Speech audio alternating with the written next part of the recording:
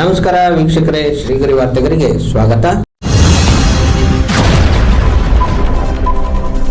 June 26, 2026ರಂದು Belagavi ಉಳಿಸಬೇಕು, ಬೆಳಗಾವಿಯಲ್ಲಿ ಕನ್ನಡ ಮೊಳಗಬೇಕು, ರಾಜ್ಯದ ಗಡಿನಾಡು ಉಳಿಯಬೇಕು, ಬೆಳಗಾವಿ ಕರ್ನಾಟಕದ ಅವಿಭಾಜ್ಯ ಅಂಗ ಎಂದು ನಿರ್ಣಯ ಮಾಡಲೇಬೇಕು ಎಂದು ಒತ್ತಾಯಿಸಿ ಕನ್ನಡ ಚಳವಳಿ ವಾಟಾಳ್ ಪಕ್ಷದ ಅಧ್ಯಕ್ಷರಾದ ಶ್ರೀ ವಾಟಾಳ್ ನಾಗರಾಜ್ ರವರ ನೇತೃತ್ವದಲ್ಲಿ ಮೈಸೂರಿನ ಆರ್ಗೇಟ್ ಬಳಿ ಈಡುಗಾಯ ಹೊಡೆಯುವ ಮೂಲಕ ಚಳವಳಿ ನಡೆಸಲಾಯಿತು.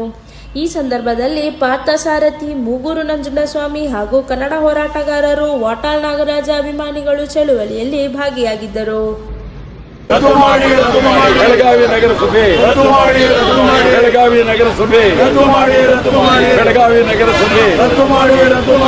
ರದ್ದು ಮಾಡುವುದಕ್ಕೆ ಈಗ ಈಡುಗಾಯ್.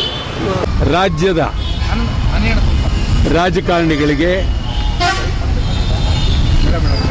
ಪಾರ್ಲಿಮೆಂಟ್ ಸದಸ್ಯರುಗಳಿಗೆ, ಶಾಸಕರುಗಳಿಗೆ, ಮಂತ್ರಿಗಳಿಗೆ, ಮುಖ್ಯಮಂತ್ರಿಯವರಿಗೆ, ವಿರೋಧ ಪಕ್ಷದವರಿಗೆ ಕನ್ನಡದ ಬಗ್ಗೆ ಗೌರವವಿಲ್ಲ. ಅವರಿಗೆ ಕರ್ನಾಟಕದ ಪರಿಸ್ಥಿತಿಯ ಬಗ್ಗೆ ಅರಿವಿಲ್ಲ. ಗಡಿನಾಡಿನಲ್ಲಿ ಏನಾಗ್ತಾ ಇದೆ, ಹೊರನಾಡಿನಲ್ಲಿ ಏನಾಗ್ತಾ ಇದೆ ಏನು ಒಬ್ಬರಿಗೂ ಗೊತ್ತಿಲ್ಲ. ಕಾಸರಗೋಡಿನಲ್ಲಿ ಕನ್ನಡ ಶಾಲೆಗಳನ್ನು ತುಳಿತಾ ಇದ್ದಾರೆ. ಕನ್ನಡಿಗರಿಗೆ ಅಲ್ಲಿ ಉದ್ಯೋಗ ಇಲ್ಲ. ಕಾಸರಗೋಡನ್ನು ಮಲಯಾಳಿ ಮಾಡಬೇಕು ಅಂತ ಹೊರಟಿದ್ದಾರೆ. ತಮಿಳುನಾಡಿನಲ್ಲಿ ತಾಳ್ವಾಡಿಯನ್ನು ಸಂಪೂರ್ಣ ತಮಿಳು ಮಾಡಿಕೊಟ್ಟಿದ್ದಾರೆ. ಹೊಸೂರನ್ನು ತಮಿಳು ಮಾಡಿಕೊಟ್ಟಿದ್ದಾರೆ. ಬೆಳಗಾವಿ, ಸೊಲ್ಲಾಪುರ ಕನ್ನಡ ಮಾಯವಾಗ್ತಾ ಇದೆ. ಅಕ್ಕಲಕೋಟೆಯಲ್ಲಿ ಕನ್ನಡ ಮಾಯವಾಗ್ತಾ ಇದೆ. ಮಡಕಸಿರದಲ್ಲಿ ಕನ್ನಡ ಮಾಯ ಆಗ್ತಾ ಇದೆ. ಯಾರಿಗೂ ಗೊತ್ತಿಲ್ಲ. ಕರ್ನಾಟಕದಲ್ಲಿ ವಿರೋಧ ಪಕ್ಷ, ಆಡಳಿತ ಪಕ್ಷದವರು ಬೇಜವಾಬ್ದಾರಿ ಮಾತುಗಳನ್ನಾಡಿ ಚಳುವಳಿ ನಡೆಸಿ ತಮ್ಮ ತಮ್ಮ ಸ್ಥಾನಕ್ಕೆ ಅಗೌರವ ಮಾಡಿಕೊಳ್ತಾ ಇದ್ದಾರೆ. ಭಾಳ ನೋವಾಗುತ್ತೆ. ಬೆಳಗಾವಿ ಇವತ್ತು ಅಲ್ಲಿ ಚಳುವಳಿ ಮಾಡ್ತಾ ಇದ್ದಾರೆ. ಅಲ್ಲೂ ಈಡುಗಾಯ ಹೊಡೆದು ಚಳುವಳಿ. ಬೆಳಗಾವಿ ಕರ್ನಾಟಕದ ಅವಿಭಾಜ್ಯ ಅಂಗ. ಬೆಳಗಾವಿಯಲ್ಲಿ MES ಮಹಾರಾಷ್ಟ್ರ ಏಕೀಕರಣ ಸಮಿತಿ ಇದು ಕರ್ನಾಟಕದಲ್ಲಿ ಯಾಕೆ ಬೇಕು? ಮಹಾರಾಷ್ಟ್ರದಲ್ಲಿ ಮಾಡ್ಕೊಳ್ಳಿ, ನಿಮ್ಮ ರಾಜ್ಯದಲ್ಲಿ ಎಲ್ಲಿ ಬೇಕಾದರೂ ನೀವು ಮಾಡ್ಕೊಳ್ಬೋದು. ಆದರೆ ಇಲ್ಲಿ ಬೆಳಗಾವಿಯಲ್ಲಿ ಮಹಾರಾಷ್ಟ್ರ ಏಕೀಕರಣ ಸಮಿತಿ ಇದನ್ನು ರದ್ದು ಮಾಡಿ ಅಂತೇಳಿ ಬಹಳ ಹೋರಾಟ ಮಾಡಿದ್ದೇವೆ. ಮೊದಲಿಂದಲೂ ಸರ್ಕಾರ ರದ್ದು ಮಾಡ್ತೀವಿ, ಇದುವರೆಗೂ ರದ್ದು ಮಾಡಲಿಲ್ಲ. ಯಾವುದೇ ಸರ್ಕಾರಗಳು ರದ್ದು ಮಾಡಲಿಲ್ಲ. ನಮ್ಮ ಗೃಹ ಮಂತ್ರಿ ಅವ್ರಿಗೆ ಹೇಳ್ತೀನಿ, ನಿಮಗಾದರೂ ತಾಕತ್ತಿದ್ರೆ, ಶಕ್ತಿ ಇದ್ರೆ, ಈ ಸರ್ಕಾರಕ್ಕೆ ಗೌರವ ಇದ್ರೆ ಕೂಡಲೇ ಮಹಾರಾಷ್ಟ್ರ ಏಕೀಕರಣ ಸಮಿತಿಯನ್ನು ರದ್ದು ಮಾಡಿ. ಕರ್ನಾಟಕದಲ್ಲಿ ಗೊಂದಲ, ಅವ್ರದ್ದು ತೊಂದರೆ ಕೊಡ್ತಾ ಇದ್ದಾರೆ. ಲೆಕ್ಕಾಚಾರವಾಗಿ MESನವ್ರನ್ನ ಗಡಿಪಾರು ಮಾಡಬೇಕು, ಅವರ ಆಫೀಸ್ ಖಾಲಿ ಮಾಡಬೇಕು. ಸುಮಾರು 100 ದಿನದಿಂದ ಬೆಳಗಾವಿ ಮಹಾನಗರ ಪಾಲಿಕೆಯಲ್ಲಿ ಬೆಳಗಾವಿ ನಗರ ಕರ್ನಾಟಕದ ಅವಿಭಾಜ್ಯ ಅಂಗ ಅಂತ ಹೇಳಿ ನಿರ್ಣಯ ಮಾಡಿ ಅಂತೇಳಿ, ಇದು ಬೆಳಗಾವಿ ಕರ್ನಾಟಕದ ಕನ್ನಡಿಗರ ಗಂಡು ಮೆಟ್ಟಿದ ಭೂಮಿ. ಇಲ್ಲಿ ಬೆಳಗಾವಿ ಕರ್ನಾಟಕದ ಅವಿಭಾಜ್ಯ ಅಂಗ.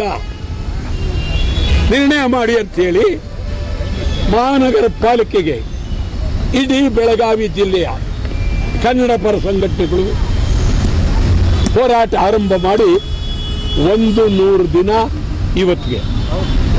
ಅರೆ ಸರ್ಕಾರದವರಿಗೆ ನಿಮ್ಗೇನಾದರೂ ಗೌರವ ಇದೆಯಾ? 1 ನಿಮಿಷ ನೀವು ನಿರ್ಣಯ ಮಾಡದೇ ಇದ್ರೆ ಮಹಾನಗರ ಪಾಲಿಕೆಯನ್ನ ಸೂಪರ್ ಸೀಡ್ ಮಾಡ್ತೀವಿ ಅಂತ ವಜಾ ಮಾಡ್ತೀವಿ ಅಂತ ಹೇಳ್ಬೇಕಾಗಿತ್ತು. 100 ದಿನ ಆದ್ರೂ DC ಏನು ಮಾಡಿಲ್ಲ, ಪೊಲೀಸ್ ಏನು ಮಾಡಿಲ್ಲ, ರಾಜ್ಯ ಸರ್ಕಾರ ಏನು ಮಾಡಿಲ್ಲ.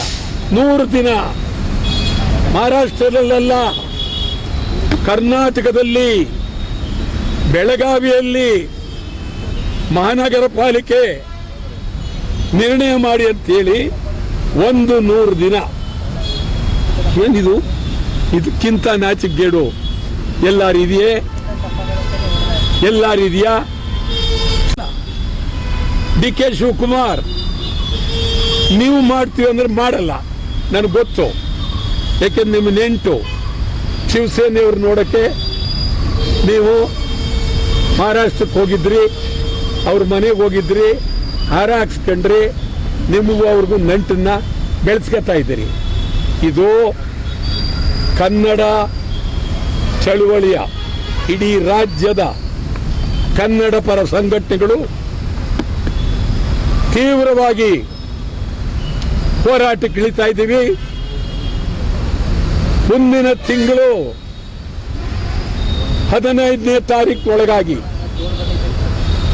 ಕನ್ನಡ ಪರ ಒಕ್ಕೂಟ ಬೆಳಗಾವಿ ಮುತ್ತಿಗೆ, ಕನ್ನಡ ಒಕ್ಕೂಟ ಬೆಳಗಾವಿ ಮುತ್ತಿಗೆ, ಬೆಳಗಾವಿ ನುಗ್ತೇವೆ. ಸುಮಾರು 1,000 ವಾಹನಗಳು ಇಡೀ ರಾಜ್ಯಾದ್ಯಂತ ಬೆಳಗಾವಿಗೆ ನುಗ್ತೇವೆ.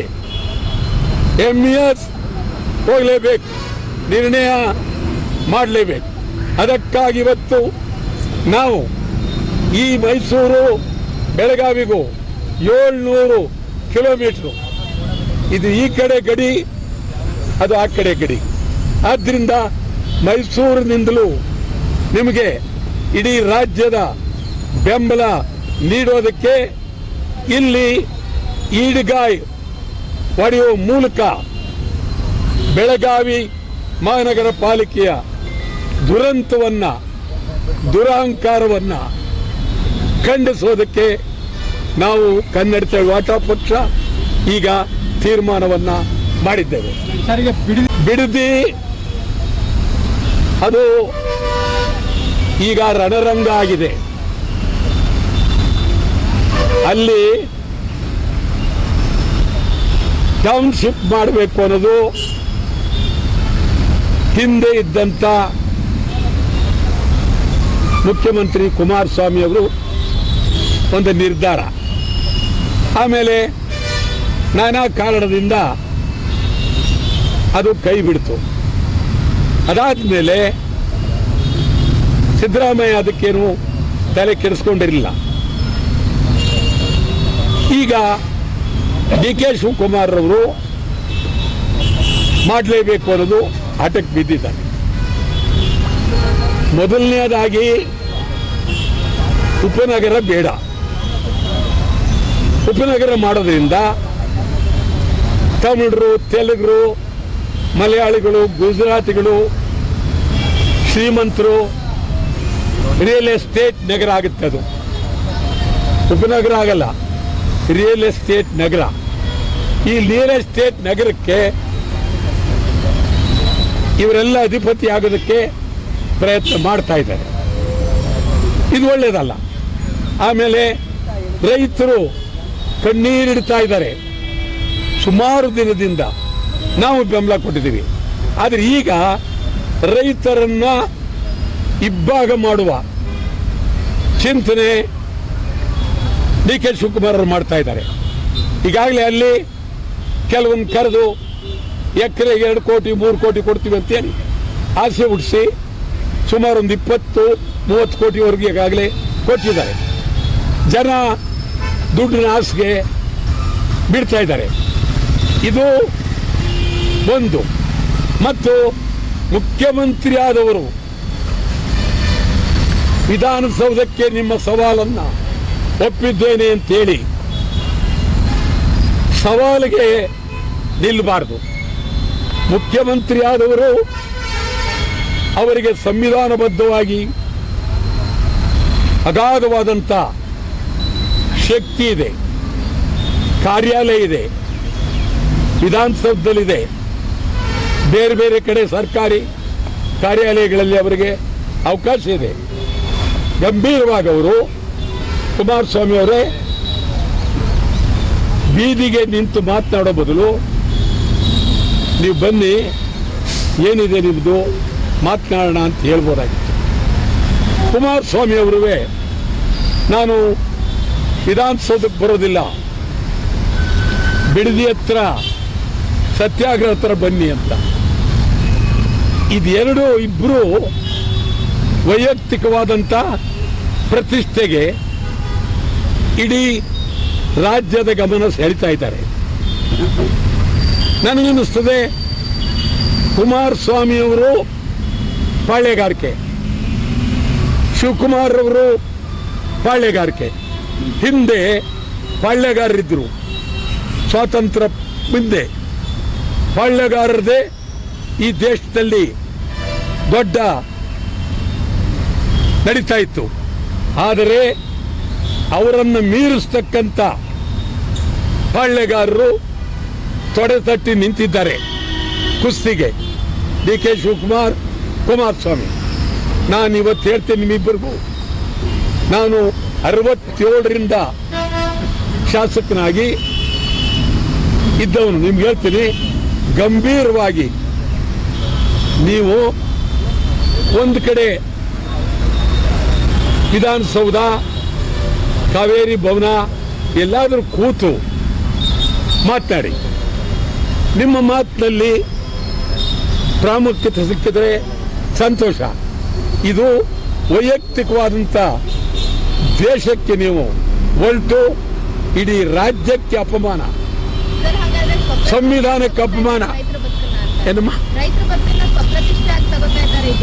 ಹೌದೌದು, ರೈತರ ಚಳುವಳಿಯನ್ನ ತಮ್ಮ ಸ್ವಾರ್ಥಕ್ಕೆ ಇಬ್ರು, ಡಿ ಕೆ ಶಿವಕುಮಾರ್, ಕುಮಾರಸ್ವಾಮಿ, ಇದು ಇವತ್ತಲ್ಲ, ಇವರಿಬ್ಬರಿಗೂ ಮೊದಲಿಂದಲೂ ಒಂದಲ್ಲ ಒಂದು ದ್ವೇಷ,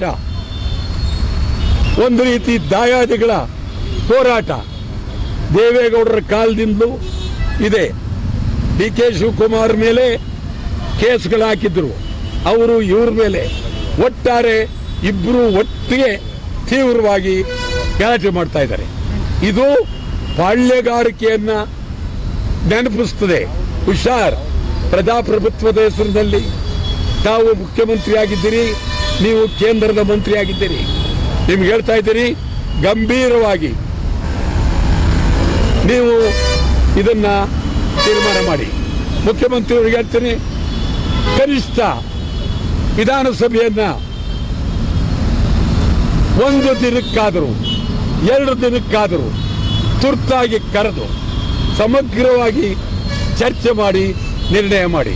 ಅದನ್ನು ಬಿಟ್ಟು ನೀವು ಬೀದಿಗೆ ಬಂದು ತೊಡೆ ತಟ್ಟೋದಾದರೆ ಇದು ಸಮಗ್ರ ಕನ್ನಡಿಗರಿಗೆ, ಸಂವಿಧಾನಕ್ಕೆ, ಪ್ರಜಾಪ್ರಭುತ್ವಕ್ಕೆ ಅತ್ಯಂತ ಅಪಾಯಕಾರಿ ಬೆಳವಣಿಗೆ. ಇದನ್ನ ಮಾಡக்கூಡದು. ರೈತರಿಗೂ ಹೇಳ್ತಾ ಇದ್ದೀರಿ, ನೀವು ದುಡ್ಡಿನ ಆಸೆಗೆ ಜೋತ್ ಬೀಳಬೇಡಿ. ನಿಮಗೋಸ್ಕರ ಹೋರಾಟ ಮಾಡ್ತಾ ಇದ್ದಾರೆ. ಭದ್ರವಾಗಿ ನಿಲ್ಲಬೇಕು. ಏನೇ ಆದರೂ ಬಿಡದಿಯಲ್ಲಿ ಟೌನ್ಶಿಪ್ ಆಗಬಾರ್ದು. ಇದು ಕನ್ನಡಕ್ಕೆ ಅಪಾಯ, ಕನ್ನಡಿಗರಿಗೆ ಅಪಾಯ. ಸಂಬಳ ಇದೊಂದು, ನಾವು ಎಮ್ಮೆಗಳ ಬಗ್ಗೆ ನಂದೇನು ವಿರೋಧ ಇಲ್ಲ. ಪಾಪ ಅವರು ಎಮ್ಮೆಗಳನ್ನ ಕರ್ಕೊಂಬಂದು ಓಡಿಸ್ತಾರೆ, ಅದು ಸಾಕು. ಅದು ಮಂಗಳೂರಲ್ಲೇ ಇರಲಿ, ಬೆಂಗಳೂರು ಬೇಡ, ಮೈಸೂರು ಬೇಡ. ಇದು ನಾಟಕ ಅಲ್ಲ. ಇಲ್ಲೊಂದು ನಾಟಕ ಆಡಿಸ್ತೀವಿ ಅಥವಾ ಸಿನಿಮಾ ನಟರು ಬರ್ತಾರೆ, ಹಾಡೋರು ಬರ್ತಾರೆ ಅಂತ. ಪ್ರಾಣಿಗಳು ಪ್ರಾಣಿಗಳು. ಎಮ್ಮೆಗಳು ಅಂದರೆ ಅವು ಪ್ರಾಣಿಗಳು. ನಿಮಗೆ ಪ್ರಾಣಿಗಳು ಅಂದರೆ ಗೊತ್ತಿದೆಯಲ್ವ? ಆ ಪ್ರಾಣಿಗಳನ್ನು ಹಿಡಿದು ಓಡಿಸ್ತೀವಲ್ಲ, ಆ ಹಿಂಸೆ, ಇದು ಹಿಂಸೆ. ಯಾವ ಕಾರಣಕ್ಕೂ ಕಂಬಳ ಬೇಡವೇ ಬೇಡ. ಬೆಂಗಳೂರಲ್ಲೂ ಬೇಡ, ಮೈಸೂರಲ್ಲೂ ಬೇಡ, ಚಾಮರಾಜನಗರದಲ್ಲಿ ಬೇಡ, ಎಲ್ಲೂ ಬೇಡ. ಮಂಗಳೂರೇ ಸಾಕು. ಮಂಗಳೂರೇ ಐತಿಹಾಸಿಕವಾದಂಥ ನಗರ ಮಂಗಳೂರು. ಮಂಗಳೂರಲ್ಲಿ ಮಾಡಿದ್ರೆ ಅದಕ್ಕೆ ಮರ್ಯಾದೆ, ಮಂಗಳೂರಲ್ಲಿ ಮಾಡಿದ್ರೆ ಗೌರವ. ಈಗ ಎಲ್ಲಿ ಕರ್ಕೊಂಡು ಬಂದು ಅದಕ್ಕೆ ಗುಂಡಿ ಹೊಡೆದು ಅದಕ್ಕೆ ನೀರು ಅದನ್ನು ಸಾಕಿ, ಈಗ ಆನೆಗಳು ಸಾಕದೆ ಬೇಕಾದಷ್ಟು ಕಷ್ಟ. ಆನೆಗಳು ಕರ್ಕೊಂಡ್ಬಂದು ಸಾಕಿ ತೊಳೆದು ಆಹಾರ ಕೊಟ್ಟು ಅದನ್ನು ಅಂಬಾರಿ ಓಡಿಸಿ ಮೆರವಣಿಗೆ ಮಾಡೋದೇ ಕಷ್ಟ. ಇನ್ನು ಎಮ್ಮೆಗಳು ಕರ್ಕೊಂಡ್ಬಂದು ನೀವು ಮಾಡೋಕ್ಕೆ ಹತ್ಬಿಟ್ರೆ ಸರಿಯಿಲ್ಲ. ಅದು ಯಾರು ತಮಗೆ ಬುದ್ಧಿ ಹೇಳಿದ್ರು ಗೊತ್ತಿಲ್ಲ. ಯಾರು ಬುದ್ಧಿ ಗಿದ್ದಿ ಹೇಳೋರು ಒಬ್ಬರು ಇಲ್ಲ, ಹೊಟ್ಟೋಗಿದೆ. ಏನಮ್ಮ? ಡಿ ಕೆ ಶಿವಕುಮಾರ್ ಅವರ ಆಸೆ ಅಂತ ಸರ್, ಅದು ಕಂಬಳ ಆಗಬೇಕು ಮೈಸೂರು. ಡಿ ಕೆ ಶಿವಕುಮಾರ್ ಅವರ ಆಸೆ ಆದರೆ ಅವ್ರ ಊರಲ್ಲಿ ಎಮ್ಮೆಗಳಿದೆ, ಅವ್ರ ಊರಲ್ಲಿ ಓಡಿಸ್ಕೊಳ್ಳಿ. ದೊಡ್ಡಹಳ್ಳಿ ನನಗೂ ಸಂಬಂಧ. ದೊಡ್ಡಹಳ್ಳಿ ಇಡೀ ಕನಕಾಪುರ ನನಗೂ ಸಂಬಂಧ ಇದೆ. ಆದರೆ ಅಲ್ಲೇ ಓಡಿಸ್ಲಿ ಪಾಪ. ಅವರು ನಮ್ಮನ್ನು ಕರೆದ್ರೆ ಬರ್ತೀವಿ. ಆದರೆ ಇಲ್ಲಿ ಜಗದ್ವಿಖ್ಯಾತಿಯಾದಂಥ ವಿಶ್ವದ ಗಮನ ಸೆಳೆತಕ್ಕಂಥ ದಸರಾದಲ್ಲಿ ಕಂಬಳ ಮಾಡ್ತೀವಿ ಅನ್ನೋದನ್ನು ನಾನು ಆ ಪ್ರಾಣಿಗಳಿಗೆ ಹಿಂಸೆ, ಆದ್ದರಿಂದ ಬೇಡ ಅಂತ ಕಂಬಳವನ್ನು ವಿರೋಧ ಮಾಡ್ತಾ ಇದ್ದೆ. ಪ್ರಾಣಿಗಳಿಗೆ ಹಿಂಸೆ. ಮಂಗಳೂರಲ್ಲಿ ಕಂಬಳ ಸಂತೋಷ, ಮಂಗಳೂರು ಕಂಬಳಕ್ಕೆ ಸಂಪೂರ್ಣ ಇಲ್ಲ. ಆದರೆ ಅದು ಒಂದು ವರ್ಷಕ್ಕೆ ಒಂದು ಸಾರಿ ಮಾಡ್ಬಿಡ್ತಾರೆ. ಇಲ್ಲಿ ನಾಳೆ ಮೈಸೂರು ಬಂತು, ನಾಡಿದ್ದು ಚಾಮರಾಜನಗರಕ್ಕೆ ಬನ್ನಿ ಅಂತಾರೆ, ನಾಡಿದ್ದು ಕೊಡಗು ಬನ್ನಿ ಅಂತಾರೆ. ಇದು ಎಲ್ಲ ಕಡೆ ಆಗೋಗುತ್ತೆ. ನಾನು ಅಲ್ಲಿ ಮಾಡೋದನ್ನು ಸರಿ ಅನ್ನೋದಕ್ಕಿಂತ ಹೆಚ್ಚಾಗಿ ಅಲ್ಲಿ ಮೊದಲಿಂದೂ 100 ವರ್ಷದಿಂದ ನಡ್ಕೊಂಡು ಬಂದುಬಿಟ್ಟಿದೆ. ಅದನ್ನು ನಾನು ಕಡೆಗಾಣಿಸ್ತೀವಿ ಅಂತಲಲ್ಲ. ಪ್ರಾಣಿಗಳಿಗೆ ಹಿಂಸೆ ನಿಜವಾಗಲೂ ಅಲ್ಲೂ ಆಗುತ್ತೆ, ಎಲ್ಲೆಲ್ಲೂ ಆಗುತ್ತೆ. ಅದು ಈಗ ನಿಮ್ಗೆ ಹೇಳೋದಾದರೆ ಎತ್ತುಗಳು ಗಾಡಿ ಕಟ್ಕೊಂಡು ಅದರ ಪ್ರಮಾಣಕ್ಕಿಂತ ಮೀರಿ ಇಲ್ಲಿ ಹೋಗ್ತಾರೆ. ಜಡ್ಗ ಗಾಡಿ ಕುದುರೆ ಕಟ್ತಾರೆ. ಆನೆಗಳು ನಡೆಸೋದು ಕಷ್ಟವೇ. ಆದರೆ ನಾವು ಪರವಾಗಿ ಬಂದಿರತಕ್ಕಂಥದ್ದನ್ನ ಬೇಡ ಅಂತಕ್ಕಂಥದ್ದು ಸರಿಯಿಲ್ಲ. ಮತ್ತೆ ಮುಂದಿನ ವಾರ್ತೆಗರಿಯಲ್ಲಿ ಭೇಟಿಯಾಗೋಣ. ಶ್ರೀಗರಿ, ನಿಮ್ಮ ಮನದಾಳದ ಗರಿ.